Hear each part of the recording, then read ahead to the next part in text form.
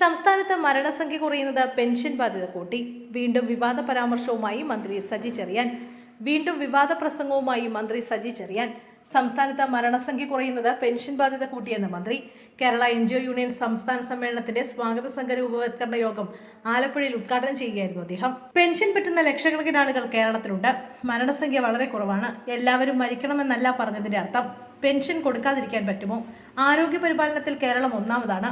അതും പ്രശ്നമാണ്. ജനിക്കുന്നത് മാത്രമല്ല, മരിക്കുന്നതും വളരെ കുറവാണ്. 80, 90, 95, 100 വയസ്സുവരെയൊക്കെ ജീവിക്കുന്നവരുണ്ട്. എൻ്റെ അമ്മയ്ക്ക് 94 വയസ്സുണ്ട്. അമ്മയും പെൻഷൻ വാങ്ങുന്നുണ്ട്. എന്തിനാണ് നിങ്ങൾക്ക് പെൻഷൻ എന്ന് ചോദിച്ചിട്ടുണ്ടെന്നും മന്ത്രി പറഞ്ഞു. സ്വന്തം അമ്മയുടെ കാര്യം പറഞ്ഞതിനാൽ ഇനിയിപ്പോൾ ആരും തന്നെ കുറ്റപ്പെടുത്തിക്കൊണ്ട് വരില്ലല്ലോ എന്നും സജി ചെറിയാൻ കൂട്ടിച്ചേർത്തു.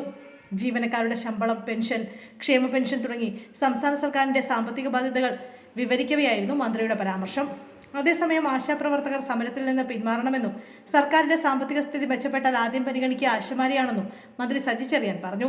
നിലവിൽ സാമ്പത്തിക സഹായം നൽകാനുള്ള ആരെയും മാറ്റി നിർത്തി പുതിയത് ഏറ്റെടുക്കാനുള്ള സാഹചര്യമില്ല. സമരം രാഷ്ട്രീയ പ്രേരിതമാണെന്നും അദ്ദേഹം പറഞ്ഞു. ആശമാർക്ക് വേണ്ടി ഏറ്റവും പോരാട്ടം നടത്തിയിട്ടുള്ളത് CITU ആണെന്നും സജി ചെറിയാൻ ആലപ്പുഴയിൽ മാധ്യമങ്ങളോട് പറഞ്ഞു.